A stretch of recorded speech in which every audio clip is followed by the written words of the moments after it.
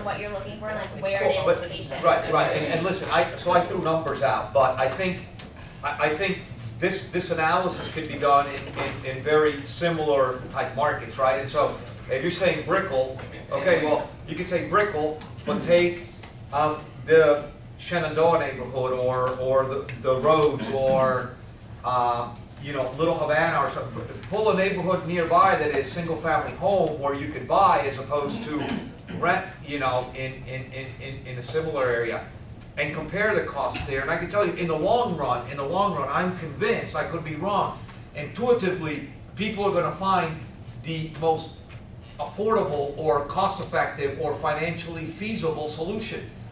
I rented till it made more sense to buy, right? And I think most people would do that, right? There is, in fact, a ramp-up period, right? You do have to save. You know, you have to have sponsorship somehow. But eventually, you stop renting because you're paying somebody else's mortgage. You're paying their mortgage, their property taxes, their water, whatever it is you think is included in your rent. I mean, you're paying for it. Nothing's But you free. don't have to pay like, I was reading like, you don't have to pay like property tax, I guess that's included in your rent, but like That's there's like included. other But- taxes But that you, you but don't you have do to go because, back and do. because as you move through this program, you're going to see that there is something called gross and something called net. And so when you pay a gross rental rate, which is what you have in a multifamily environment, you know, you're paying X, it includes all the operating expenses, right? So you're paying for that. And ultimately, you're paying for the guy's return on capital for owning the thing. So, you know. So, Depends on what his mortgage payment is. If his mortgage payment is $700, Yeah, that was the other. then it sounds free for her, but for him it's like he's paying her. But then I also don't have to go to the hassle of like trying to figure it out myself. He already does it for me. okay, I mean, hold on, I had Tula, and then either of you two. Well, first of all, I want to thank you very much because I did not understand why millennials don't want to buy, because it doesn't make any financial sense to me that they don't. Even if they move to another state, or they can always rent it and have an income, and a good one at that. Let's not forget the tax also. Yeah. Property taxes are deductible, interest is deductible. Right. If you make 50,000, 10,000 plus of that is actually tax deductible, you're saving another 4,000 a year possibly there. But also I want to redefine as our almost baby boomer assisted living. That's when all the millennials move into your house because they cannot afford to rent. And I assist them to live, so. Millennials accounted for a third of the sales in the middle of the year. I would also, So you have an Hold on, idea? Chad. based on my article of liquidity, in my opinion, renting is an aspect of being a more liquid asset than owning. Ownership is a very illiquid asset. Even if you try to rent it out, it's a pain, it's a hassle.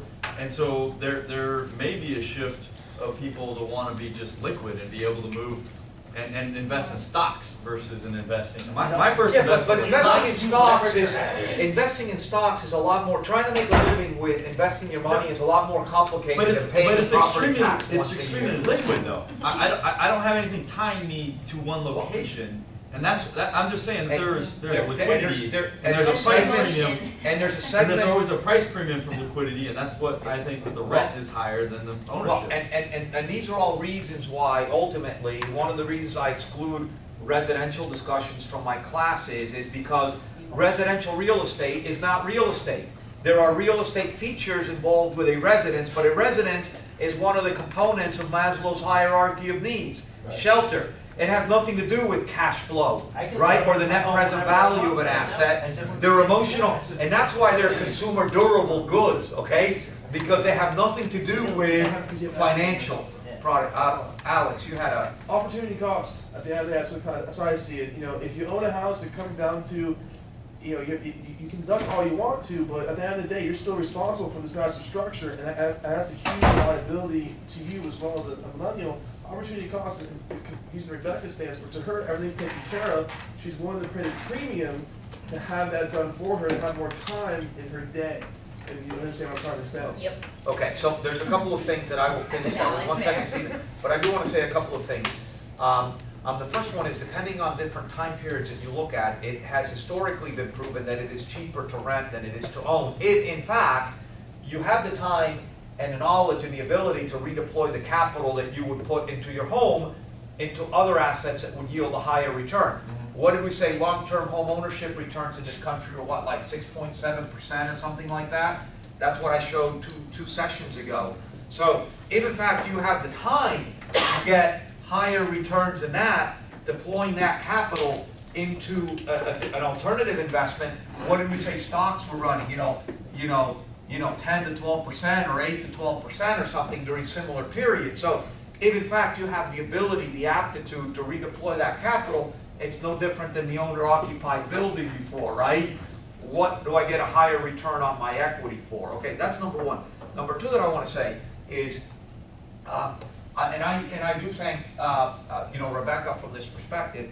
In fact, maybe those of us in our generation have not done a good enough job in educating young people as to why it's important to own a home. Because there are things that I can tell you, I got out of college, so I went to college. You think I like going to class?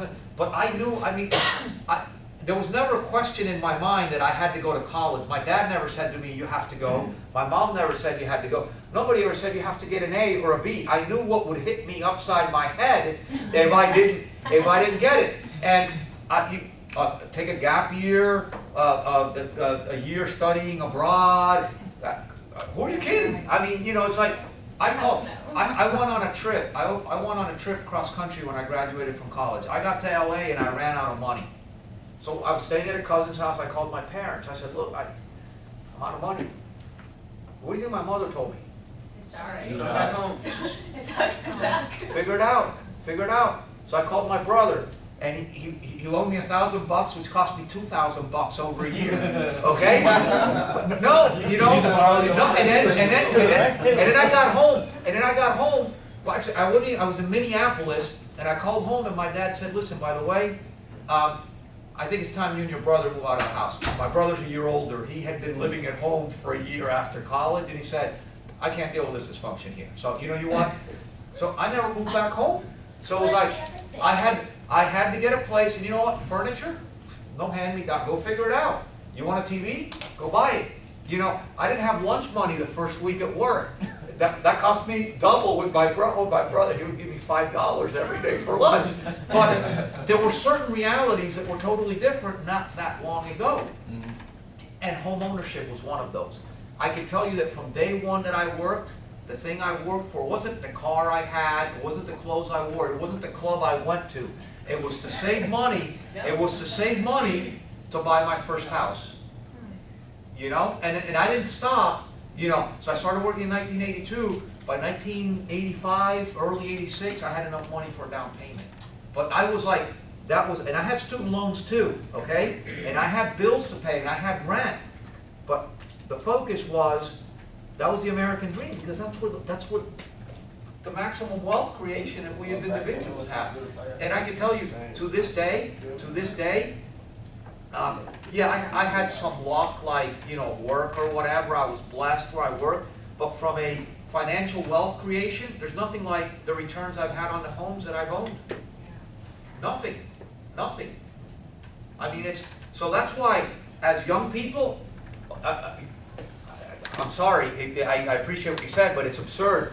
Oh, it's absurd. Oh, I'll just pay a premium so I don't have to deal with it. I don't agree with that. No, you do it. Oh, yeah. Okay, give the man an A. Specialization. No, I was seriously sitting when they board on MLS, like plugging in different numbers just to see what my mortgage would be on like at home, and I was like, oh my god, it's $900, and I'm sitting here paying double that. Why? Right. Well, why would you do it? Because opportunity cost is she likes that kind of stuff, done for her. I do actually. She wants to be kept. Steven, you have it. Hold on, listen to Steven. I do believe values are instilled in, younger generation as they were previously. I'm kind of old school from my parents and worked hard for everything I've done, so I totally understand where you're coming from, and I do agree with that, nowadays I see 8-year-olds with iPhones and iPads, like their parents buy everything for them, so they're not going to know what the dollar, what the actual value of the dollar is moving forward. You know, so when it comes to buying homes and not having the information, education on, it's knowing it's not that infeasible to get it done. It's just not there anymore. People just don't have the drive to go ahead and do it themselves. But back to what I wanted to talk about was, you know, I've been working for Class A apartment developer for the past 2 years, and I've been seeing them kind of developing deals in the front end. I think been involved about 5 of them so far. In each deal, they've incorporated new technology and new gimmicks just to have the newest, trendiest development out there.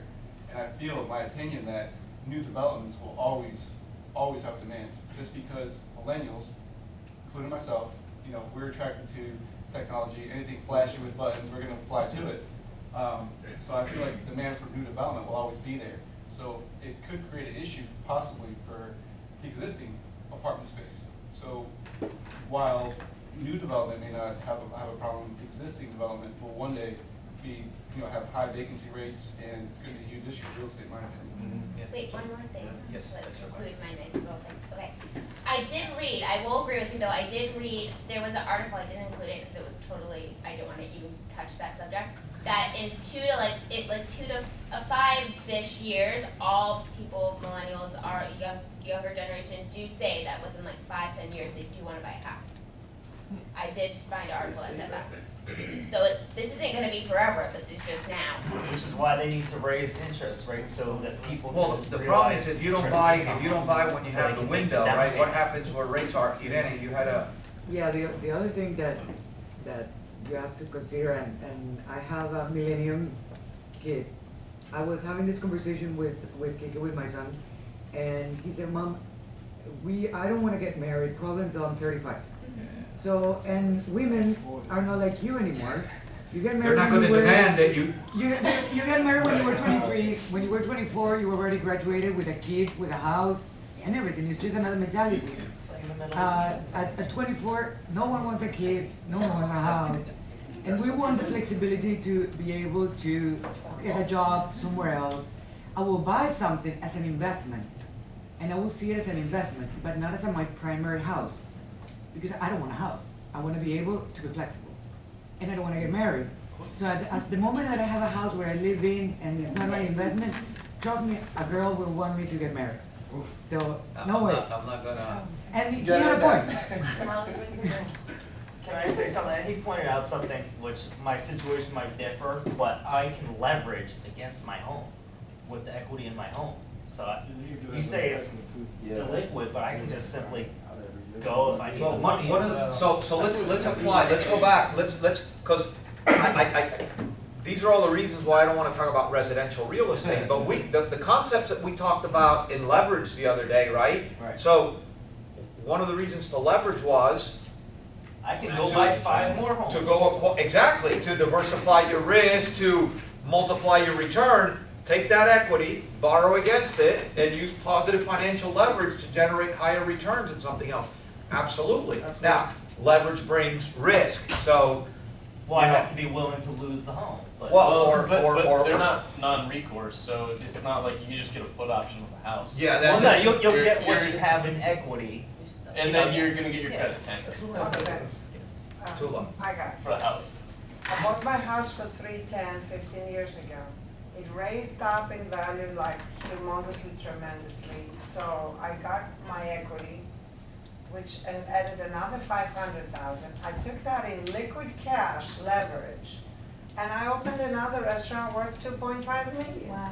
So, I mean, it's an investment. The house is clearly a real estate investment. It can lead to commercial. Leverage can go up to way more than you ever bought it, and the sky's the limit. But I see that most people have the problem with, they want to move. They think that a house ties them down. When we think that we only stay in a house 7 years, that's okay. Move when you finish college and go someplace else, rent it or sell it. You're still way ahead of the game financially. one of the things, I went to work overseas. One of my sisters goes back and forth. One of the things, when I moved, I just bought my house, and I was like, I can't sell it because I worked so hard to get it. And the problem is, you can't get out of the ownership market. It's like a wheel you got to get on. Yeah. Because Otherwise, if you keep waiting for prices to be affordable or interest rates to come down, you'll never get there. You gotta, at some point, take a risk, and you've already got a baseline. So inflation goes up, you've got your foot in the ground, you know? And you said, you bought for 300, went up to 800. Imagine if you'd waited 7, 8 years or whatever. Oh, I still live in the same house, now it's at 1.27. Exactly, so imagine if you'd waited 15 years, how do you come up with $1.2 million now, right? You know, or if you want to move to $1.2 million home, guess what? Your basis is still 300,000. Now you can go and move, and you just transferred the equity from one place to another. Quincy, you had a comment? Yeah, I was just going to say, it kind of depends on how you raise and how your family geared you towards home ownership. My family kind of viewed it as it was a liability. It wasn't putting money in your pocket. It was a liability. So I bought my first house at 23, which I still own, but I bought it as an investment. I didn't buy it To live in. But we, Right. like, we're not taught that.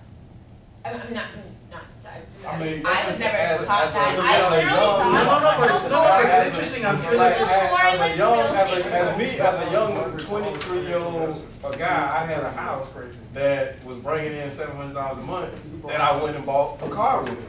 I didn't But, take like, money out of my before I went to pocket. real estate school, I didn't use the money really thought smart. Okay. I mean, Okay. just buy it as an investment, you can buy it. Okay, this is the last thing because I want to go over the exam. If you want me to go over the exam, In terms of maintenance, actually, you can call the electrician with the money you save in taxes. there you go. Yeah. Okay, Mutual so, funds and stocks are a lot less time consuming than So- those. okay, Get the house. so, I love the argument.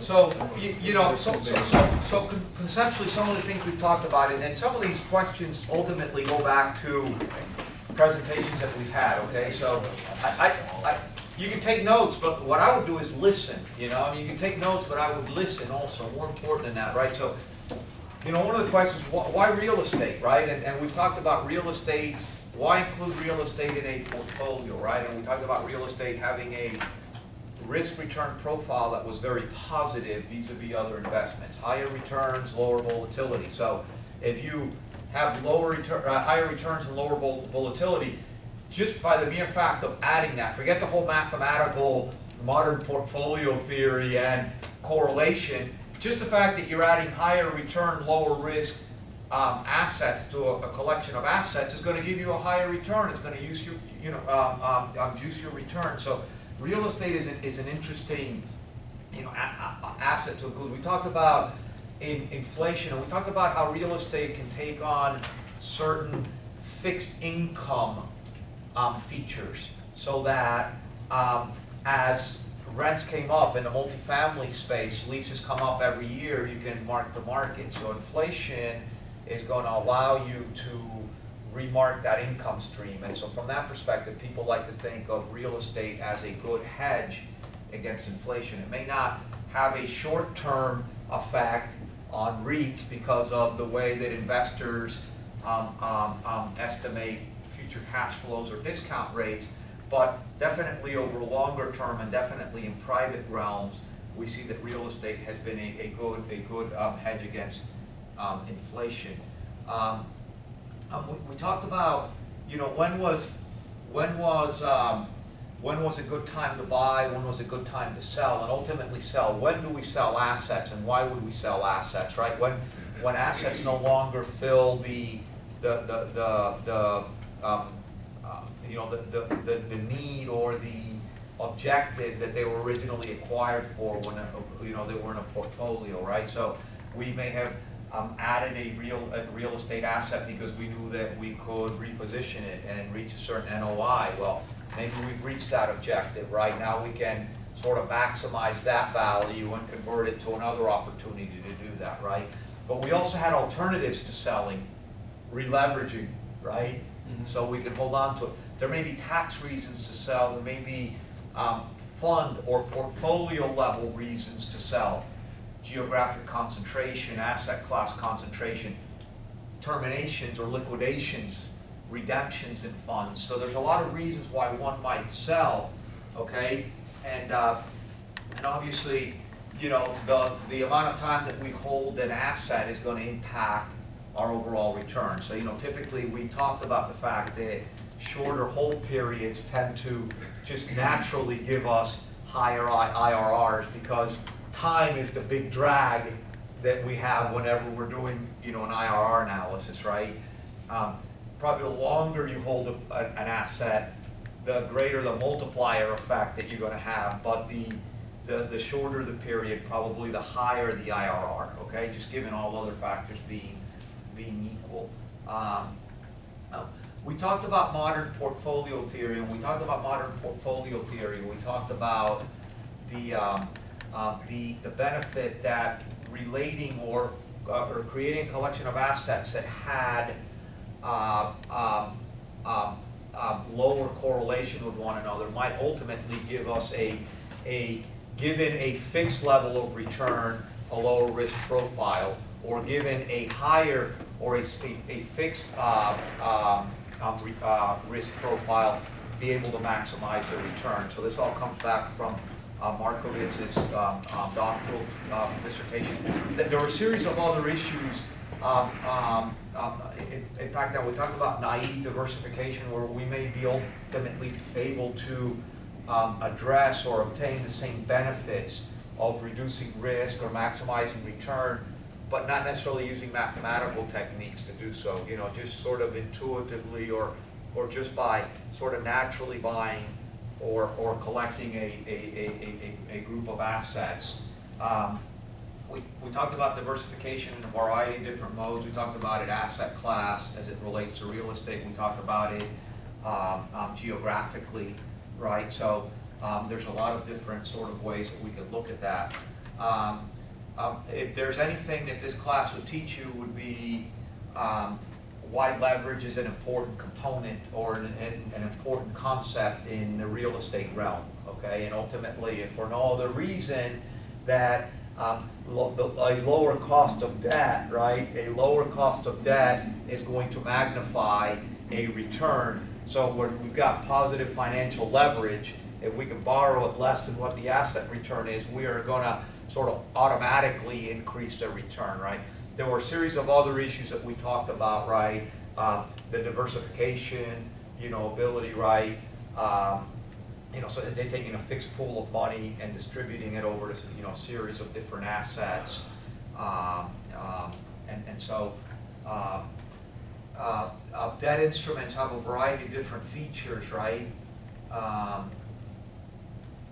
And we've talked about all that, you know, so from, you know, face value, coupon, types of amortization periods that we have, whether they're fixed, interest rates or variable interest rates. We talked about default, so we talked about what happens with defaults. We talked about insolvency. We talked about bankruptcy. So that in and of itself brings a whole other world of concepts that we talked about in this class.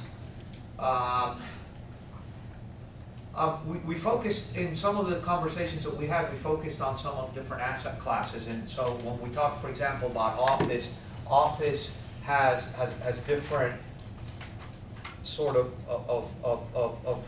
overall distinctions, right? We can talk about suburban type settings and the lease terms associated with those, and the credit profile of the tenants, and the cost structure of those.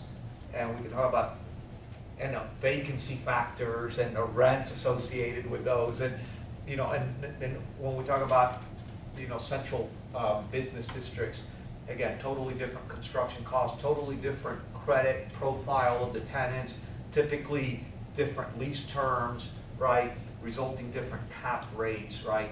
We talked about changes and evolutions, how technology, how hoteling, how evolving concepts like Maricela talked about this whole co-sharing or co-officing or whatever you call these office sharing spaces, or even some of the more traditional Regis type office suites and how they're impacting the asset class. We talked about how this particular asset class was highly impacted by Cap Mkts.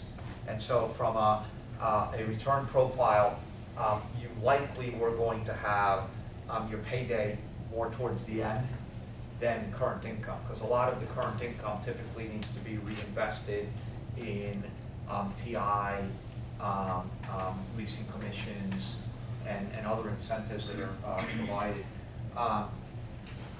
Another class we talked about was retailing, and we even touched on that today, and the whole sort of changing face of retailing, right? And again, different subclasses there. Different subclasses have different tenancies, different credit profiles, different rents, different cap rates associated with them, different lease terms associated with the tenancies.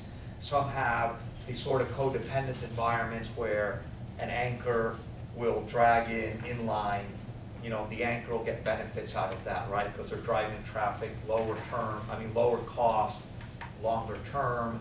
Inline guys, because they're feeding off the traffic, will pay higher returns. But we also talked about changes. We talked today about the actual decrease in the per square footage, or the square footage per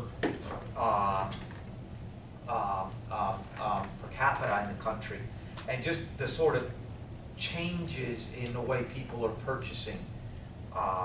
And again, we don't know where that's going, but there's definitely sort of a changing face, and there may be, as someone suggested today, there may ultimately be, you know, sort of a displacement from floor space, retail space, to distribution space.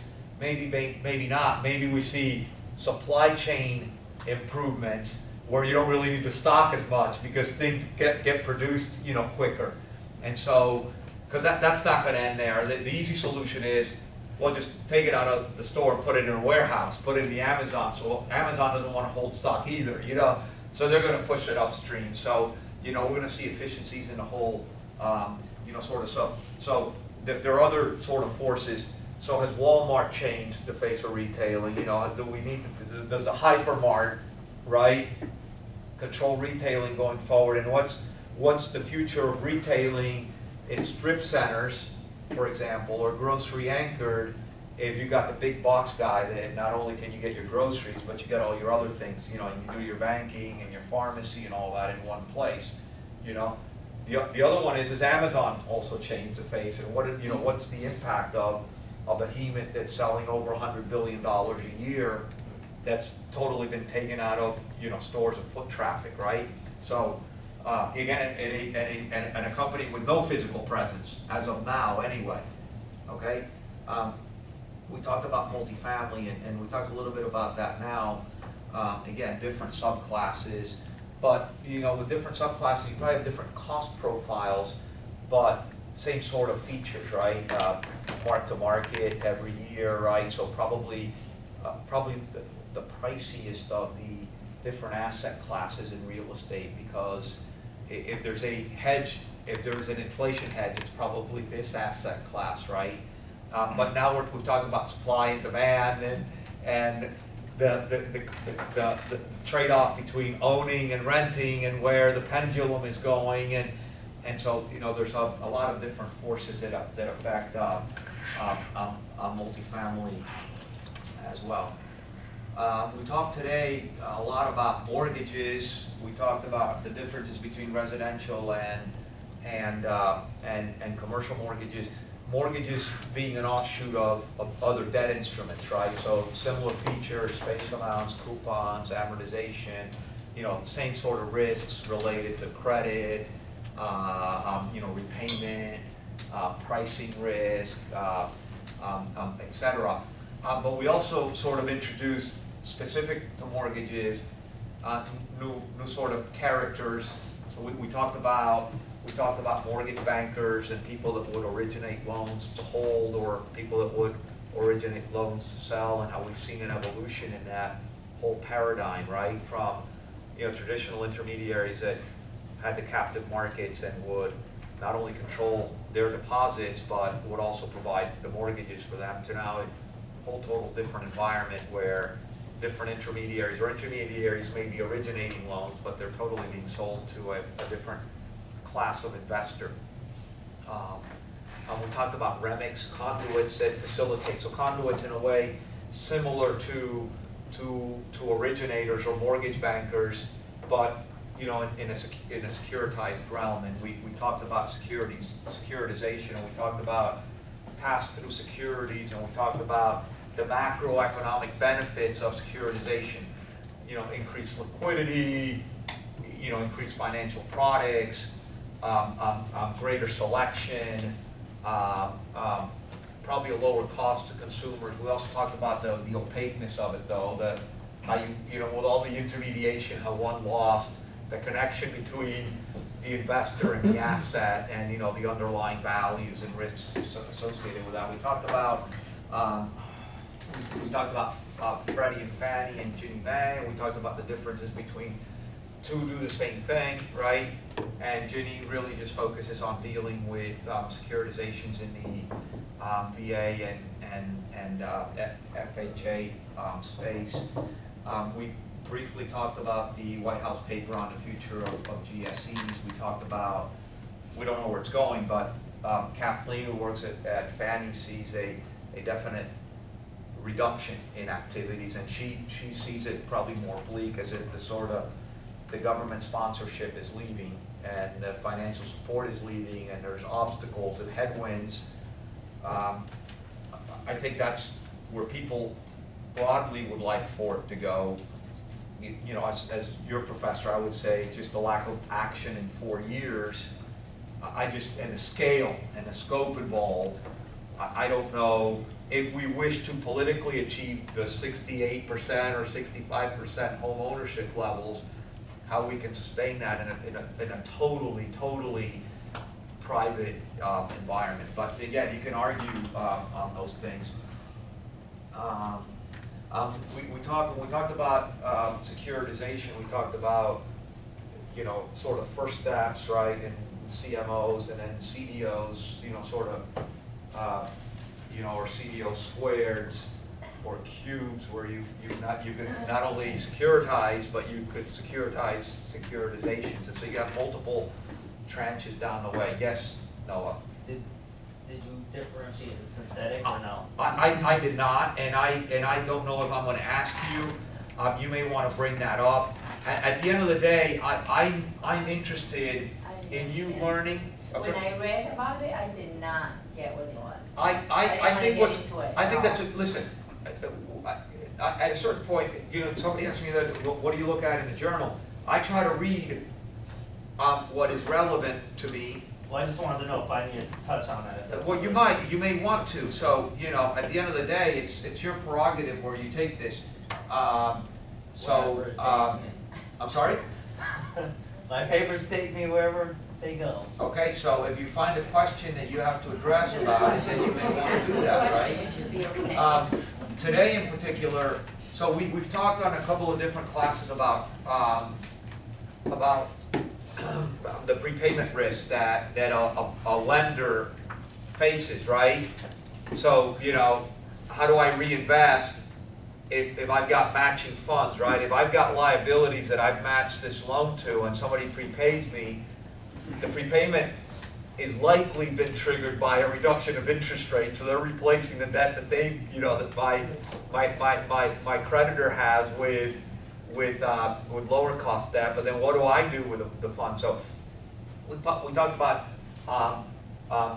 lenders being given call protection, right? And ultimately we talked about different techniques today. We talked about lockout periods. We talked about prepayment penalties. We talked about yield maintenance agreements, and we talked about the fees and how each one of those ultimately was trying to provide compensation for that prepayment risk. Today we talked about rating agencies. We talked about how they sort of were an offshoot of, you know, the first sort of round in the 30s of financial regulation. How government in the Securities Act of '34 thought it was important to regulate the security, the rating agencies. How there was a perception in the last financial crisis in 2007, 2008 that perhaps they had not done a good job, and so the Dodd-Frank Act has imposed additional oversight and control structures upon these rating agencies. But we also talked about the historical relationship between ratings and defaults, And we talked about inherent conflicts that exist, right? And we talked about it a little bit today. I think in a previous class we talked about the fact that rating agencies exist and are paid by the issuers because it's been proven over time that users are unwilling to pay for the research, but they're demanding it. So somebody's got to pay for it. And what happens is the issuer then needs to be the one to pay for it, right? So that's just the way it is. We talked about appraisals. We talked about who the appraiser was, what his role was. We talked about how appraisals were used, especially in the real estate industry. We talked about in the private equity realm how, you know, in-house or private appraisals were done every year, and part of the compensation that managers had was based on appraisals. We talked about how perhaps the use of appraisals impacted private equity returns, and how in this class we've differentiated between private and public equity. But, you know, we said public kind of marks the market every day, but private might be impacted by a smoothing effect of appraisals. We talked about the time lag that existed in appraisals, right? And how rapidly changing markets may, as markets went up, appraisals may lag actual transaction values. In deteriorating markets, appraisals may actually be above transactional values. And we also talked about the necessity to have depth and breadth in markets in order to have, you know, significant or relative comparable rates in, or comparable sales or transactions in order to properly appraise assets. We also had a couple of presentations on some alternative asset classes, and in particular we talked about agricultural and we talked about timberlands. We talked about the risk and return profiles of those asset classes. We talked about what appeared to be, at least over the last 20, 30-year period, a relatively favorable evolution of those asset classes. We talked about how the return profiles seem to be higher than other ones and the risk profiles seem to be lower. We talked about the ability in timberlands, for example, to control income stream, you know, and commodity prices change. Well, we just don't harvest, you know. But we also talked about some of the risks involved with those asset classes. We talked about the insurance associated with it. We talked about how agricultural land probably had the best risk-return profile of alternative asset classes in this country because of land use changes over the last few years, and in particular, the conversion of agricultural land to greater uses, in a lot of cases residential. We contemplated whether in fact there was a bubble in agricultural land or not. But we also went into, you know, I think one of the presentations went into great detail about how agricultural land for agricultural purposes also worked, you know, whether you were doing row crops or whether, what was the other term? Permanent crops, right? And we talked about how you can be an owner-operator of land, or you can also, a lot of people like King's Ranch and all will actually own land to then lease, and there were different arrangements in the leasing structure that even went back to some very traditional old, you know, crop sharing type or revenue sharing type agreements. We talked about a financial intermediary, named an investment bank, and we distinguished an investment bank from a commercial bank in that an investment bank did not take deposits and make loans as a commercial bank did. And we talked about how through Glass-Steagall, those were activities that were segregated from commercial banking and from insurance activities, and how they then sort of came back under the Bank Holding Company Act, and how they, under the Financial Services Modernization Act, all sort of, you know, all the lines were blurred. And we talked about how all the pure play investment banks in this country have sort of all morphed into bank holding companies, but they've got certain specific functions that they carry out. And the book's very detailed on, you know, their sort of asset management or wealth management functions and their underwriting and how underwriting works and the different types of underwritings that we talked about, you know, the best efforts or standby, you know, or whether they were, you know, essentially guaranteed or underwritten offerings which the banks stood behind. We talked about their role as brokers and their role as dealers, you know, market makers, as merchant bankers, etc. So I think the book's pretty clear on that. One of the things that we touched on a little bit, and whoever gets this question, they want to dig in a little bit more, was we talked about the asymmetry of information that existed during the underwriting process between what the investment bank held and what management had. And we talked about how, you know, as people are getting on an IPO, you want to see huge spikes in prices, but how that ultimately was detrimental to the company, right? Because it didn't allow them to maximize the value of that equity. And we talked about that asymmetry that exists during the book running and roadshow process, in which the investment banker knows what's going on, but management doesn't. So, you know, there's a certain cost to that sort of, you know, underwriting that's guaranteed as opposed to the best efforts, but, you know, who's paying it in. We didn't spend a lot of time talking about it, but those who get the question, you want to look. Google did a very interesting underwriting when they went public. They did this sort of modified Dutch auction process in which they used banks and kind of used a traditional process, but they also went directly to investors, and why they use that to try to, you know, break this asymmetry. We've talked about the real estate quadrant. We've talked about public and private equity and debt. What about and debt? And we talked about the public debt markets, which are probably, you know, limited in the private debt markets, which are probably the biggest one of the quadrants.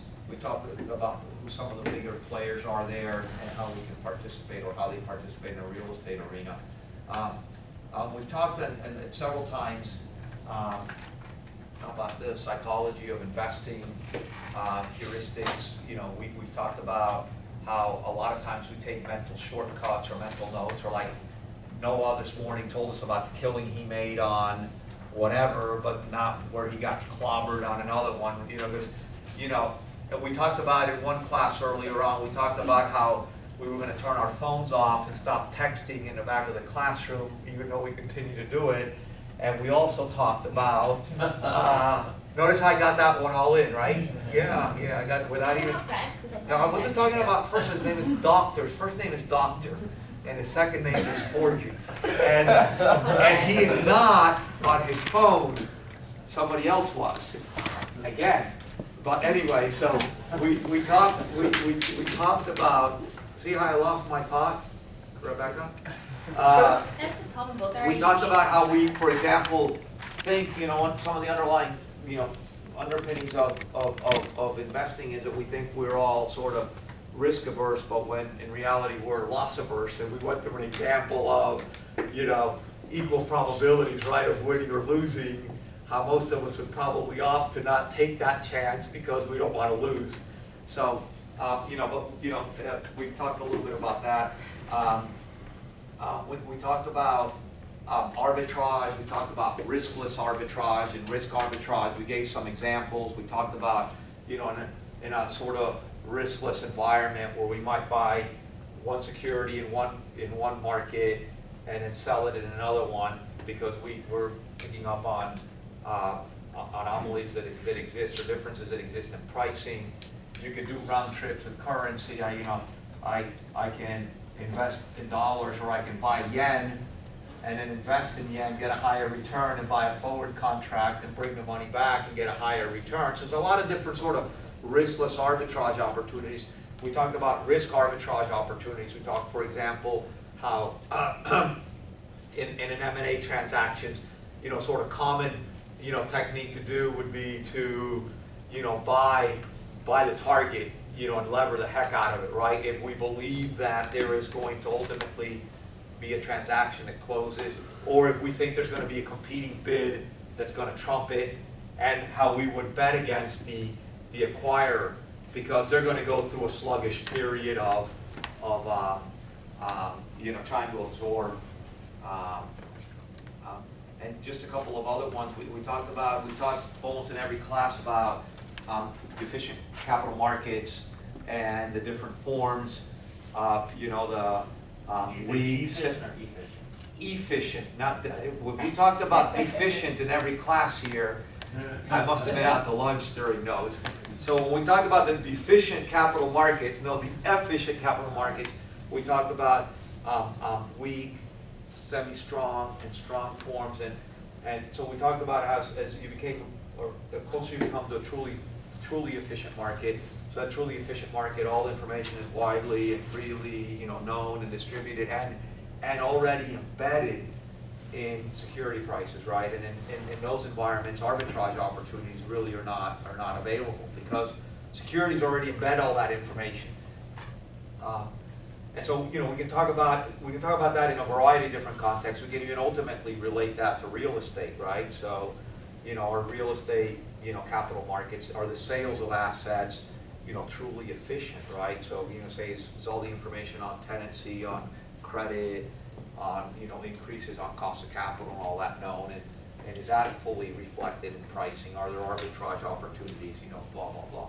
So we talked about the differences that existed between primary and secondary markets. We also talked about a concept of first, second, third, and fourth market, so sort of physical exchanges of secondary market transactions. So I think the book, again, has a fair bit of information on that. I don't know that I need to go into that.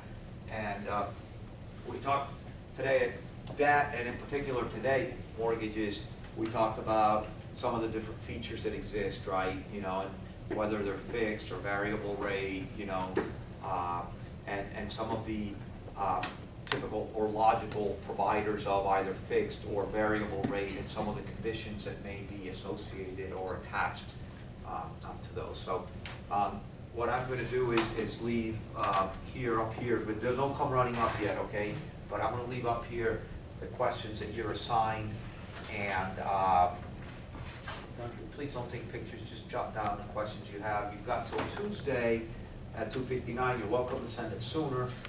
I think 12:59. I think it was 2:59. 2:59. He likes 3 o'clock, guys. Hold on. Middle of the 2:59 p.m. Don't tell me that you didn't read the email. Okay, I did. 3 o'clock. there was an email. Hold on.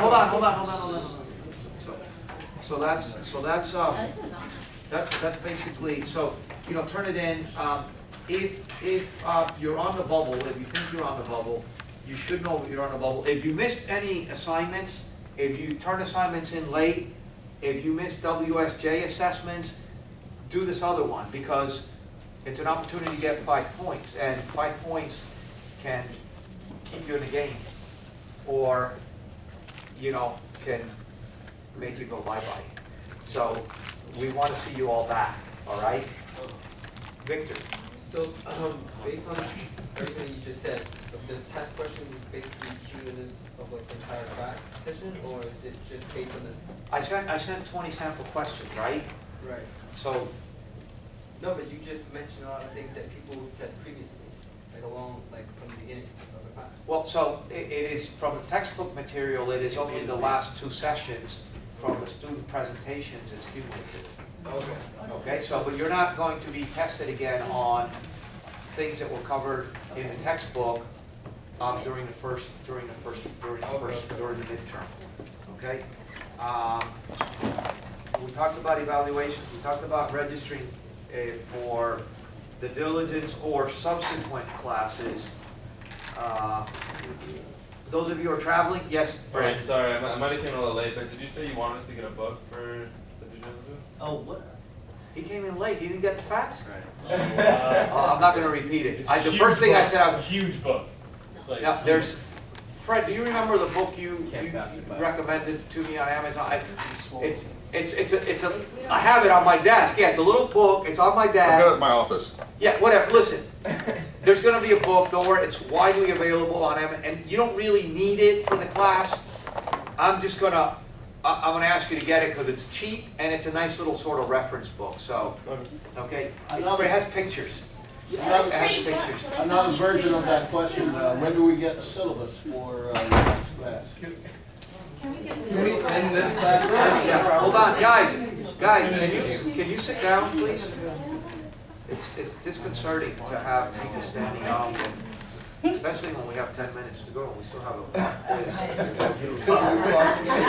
FASB 37. You didn't finish the question. You were saying those that was going on a trip. Yeah, so I didn't finish my statement. Those of you who are going on your trip, on the trip, I think from what I heard last year, it's a great opportunity to learn on the field with people that do some very interesting work. So I recommend that you take advantage of it. And I wish you a safe trip. I hope it stops raining along the way. It may not the first couple of days, but hopefully does. I hope that you get great rest in between break. Those of you celebrate do a holiday, Christmas, New Year, whatever, enjoy it. Many blessings. Those of you who are done in the program, or if you think you're done,